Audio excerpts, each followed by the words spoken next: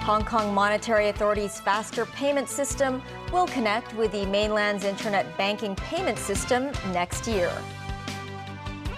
The financial secretary flies to Saudi Arabia to attend a future investment initiative event. And Japan's ruling coalition loses a majority in the lower house.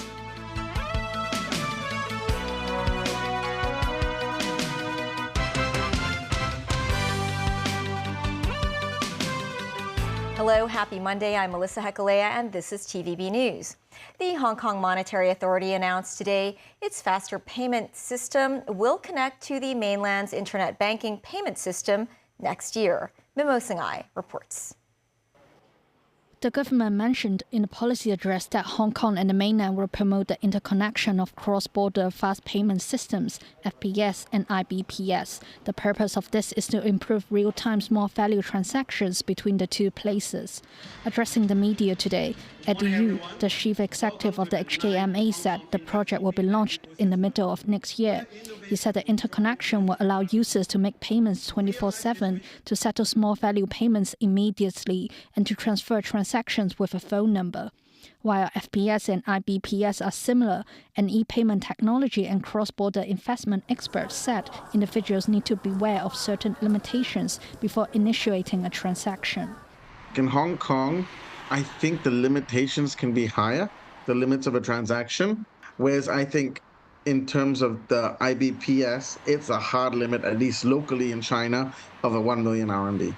Because China have currency controls, so it's going to be a balance on, will this limit be at 1 million RMB when it links to the Hong Kong FPS network? However, Haralela added the interconnection could have a big impact. Not just in the corporate B2B world, but more in terms of also the B2C world. Could Alipay before pay Alipay China?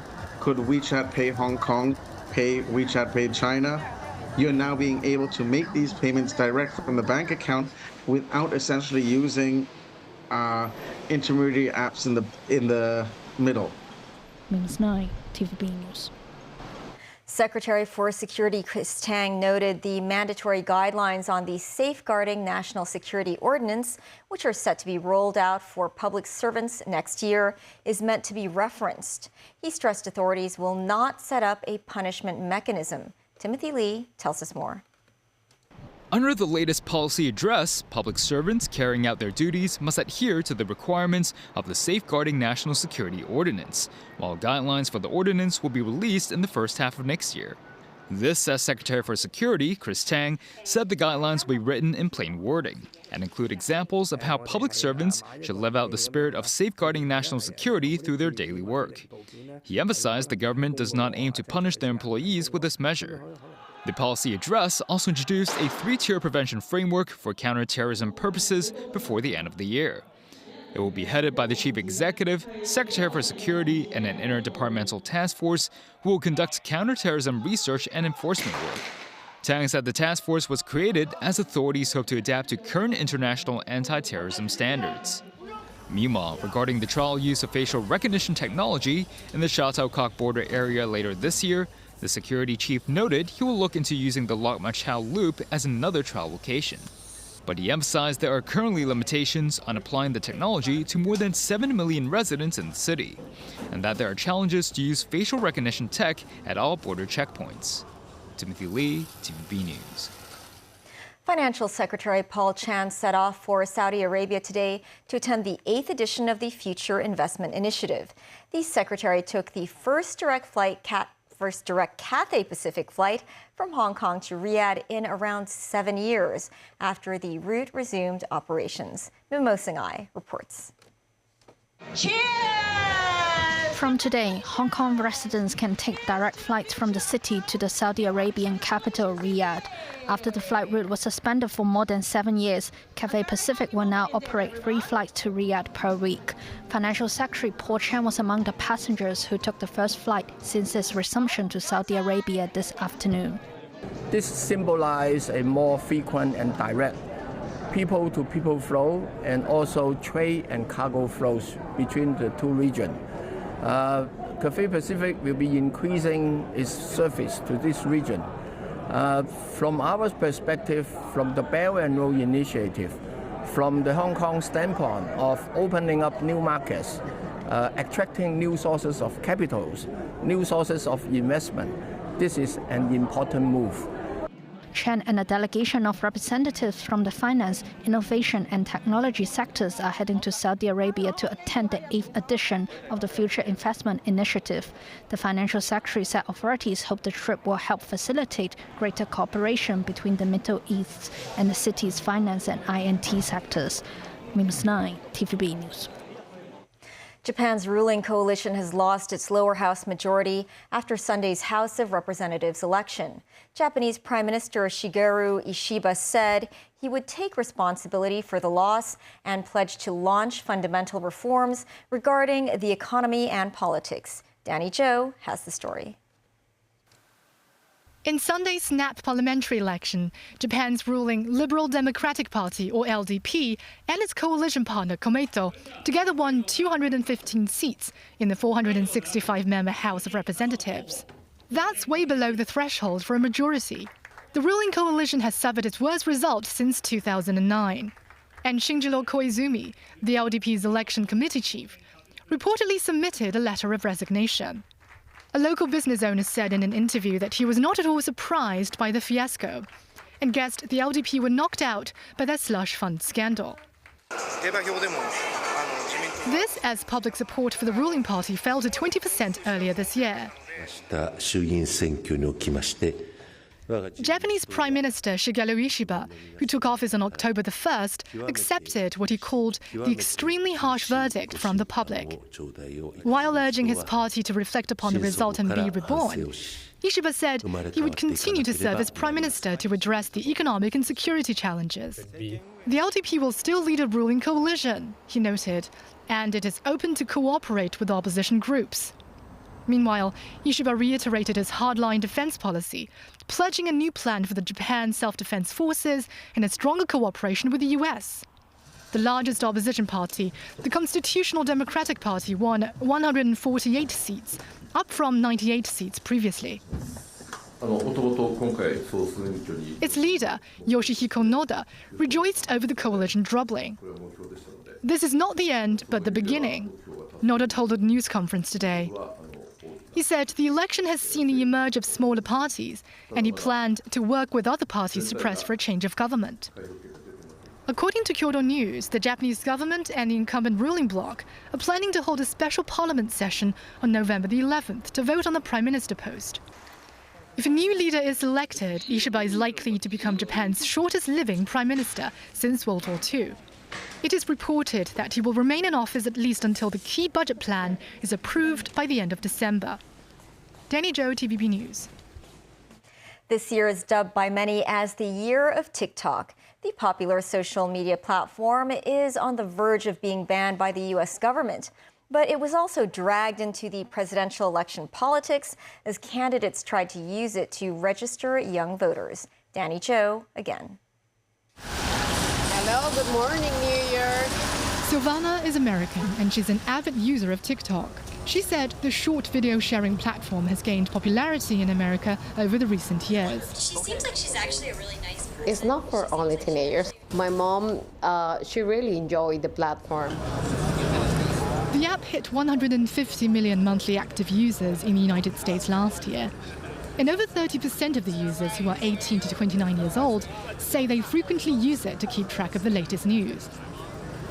Its enlarging community is depicted as a new battleground for this year's election, as many candidates took to TikTok to connect with voters, especially the younger ones. In Springfield, Silvana uses TikTok quite often for election updates, but she questioned the content, saying they were sometimes exaggerated and untrue. You know, in TikTok, we have too many videos. People catch of different videos from different platforms and they're editing. A US research center said in a report that the biggest risk of the 2024 election lies in the misinformation spread by social media platforms like TikTok. Social media is like an amplifier, and you can amplify destructive messages. If people believe that the election in this country will not be free and fair, then they may be less likely to vote at all. False information of that sort can be very damaging.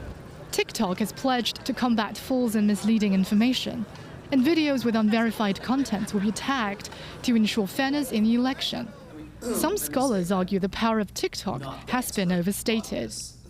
When President Trump said Haitian immigrants were eating cats and dogs in Springfield, Ohio, he didn't need social media to spread that. Traditional media did that all by themselves. TikTok does not use AI to make propaganda and misinformation. People do. So it's not TikTok's fault. He also pointed out those platforms were able to tailor the content for users with big data and algorithm.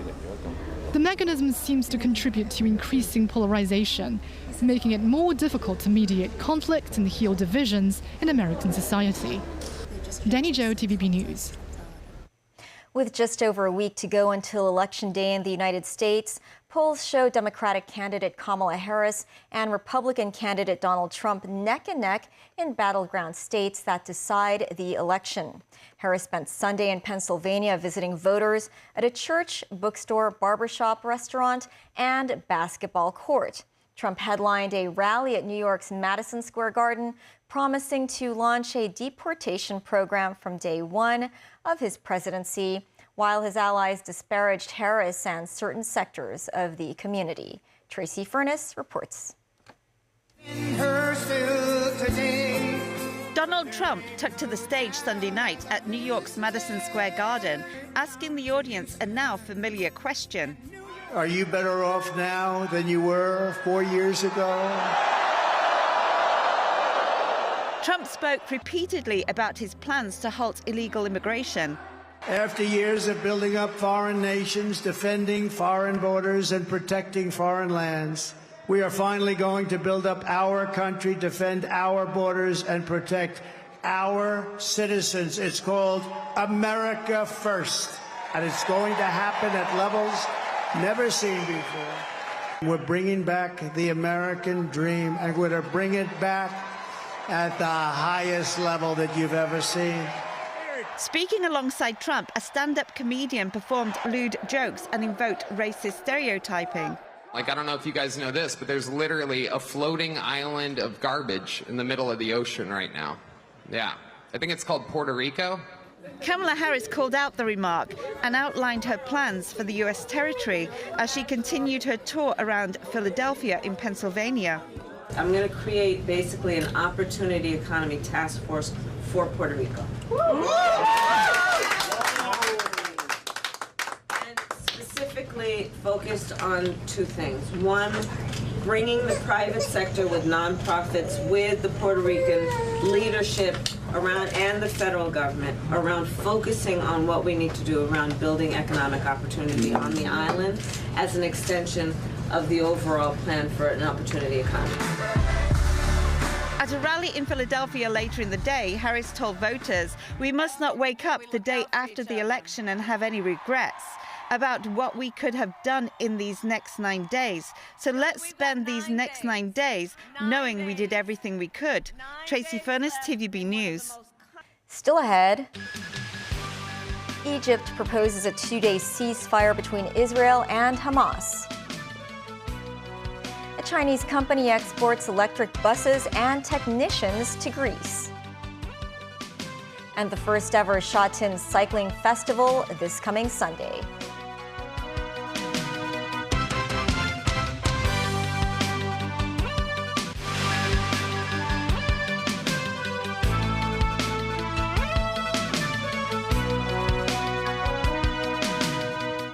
Welcome back. Egypt is proposing a 2-day ceasefire between Israel and Hamas with a release of 4 hostages. Another mediator, Qatar, is holding talks with Israeli and U.S. officials as efforts to stop the war and ease simmering tensions between Israel and Iran continue.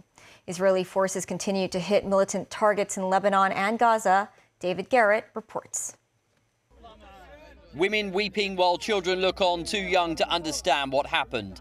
People gathered outside a school-turned-shelter following an Israeli airstrike. Civil defense teams carry out bodies, the dead numbered 11. The center of the building was flattened, rubble strewn in all directions. There was evidence of clothes and bedding, and a witness said displaced people had taken refuge here and some are now martyrs. Rescue efforts continued some time after the strike, desperate people with mallets trying to break concrete walls in the hope of finding those who may have been trapped. Israel's military did not comment on this strike, but have said Hamas hide within such shelters. The IDF did release footage of troops claiming to raid Hezbollah bunkers in southern Lebanon. They say soldiers eliminated dozens of terrorists above and below ground as they took weapons from a compound in a forest. Further north in Lebanon, sirens wail in the distance as smoke billows from a building in Sidon on the coast. Debris and smashed glass across the street. Lebanese media say it's the first time Israel and Hezbollah have battled here as Israel widens attacks on the Iranian-backed group. Israel carried out its first open attack on Iran 2 days ago. Strikes were retaliation for an earlier Iranian missile attack. The two most powerful men in Iran have spoken but gave little away as they weigh up a response. Supreme Leader Ayatollah Ali Khamenei appeared to strike a balance when he said the bombing should not be exaggerated or downplayed. He spoke to bereaved families and said Israel may have miscalculated Iran's power without expanding on what that could mean. And more violence within Israel. One person was killed and 40 injured in what police called a terrorist attack by an Arab citizen of Israel. The driver of the truck was shot dead after ploughing into a bus at a stop, causing chaos near Mossad headquarters north of Tel Aviv. The head of that intelligence agency is in Doha for peace talks with Qatar's Prime Minister and the head of America's CIA. David Garrett, TVB News. Former Bolivian President Evo Morales claimed he survived an assassination attempt on Sunday after unidentified men opened fire on his car.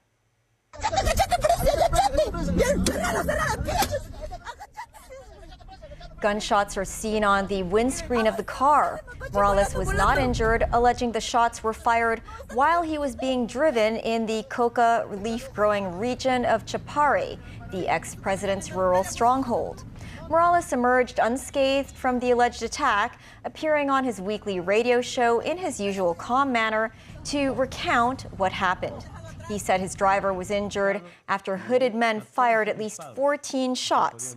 Morales led Bolivia from 2006 until 2019. The president of Georgia, Salome Zurabichvili, has urged citizens to take to the streets tonight to protest over election results that are likely to steer the country away from Europe and towards Russia. Standing with opposition leaders who lost the election to Georgian Dream, the president, whose powers are mainly ceremonial, said the country was the victim of a Russian operation that stole votes. Opposition parties reject the election results. European election monitors said they had seen intimidation of voters. The ruling party won 55% of the vote. The EU has already suspended Georgia's accession to the bloc because Brussels says the ruling party has limited freedom of speech. Greece is among the world's countries with a policy shifting to the use of electric public transport. But that challenge is compounded by factors such as the country's climate and terrain. This as a Chinese company is exporting its electric buses and technicians to assist the Balkan country. Timothy Lee reports.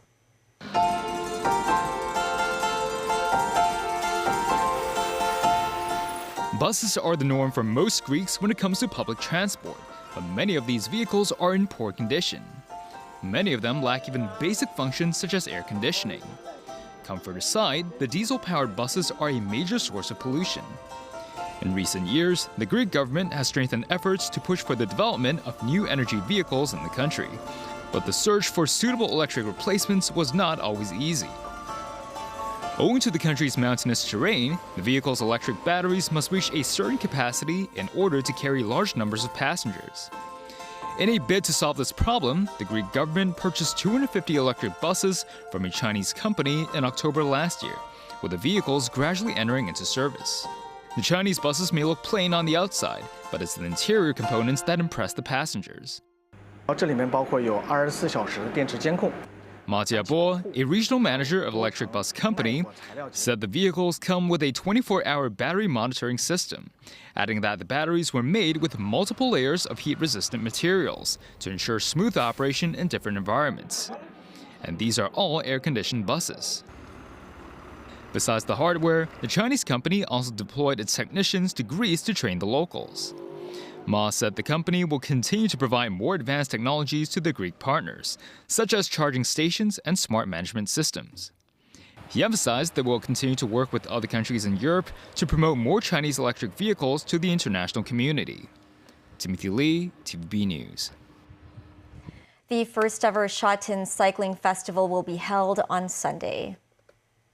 A total of 11 cycling events will be held on Sunday morning, including a professional road circuit race. Almost 1,000 people have so far signed up to take part in the festival. Organizers hope the event will help boost the popularity of cycling in the city. That's the news. Thanks for watching. Bye for now.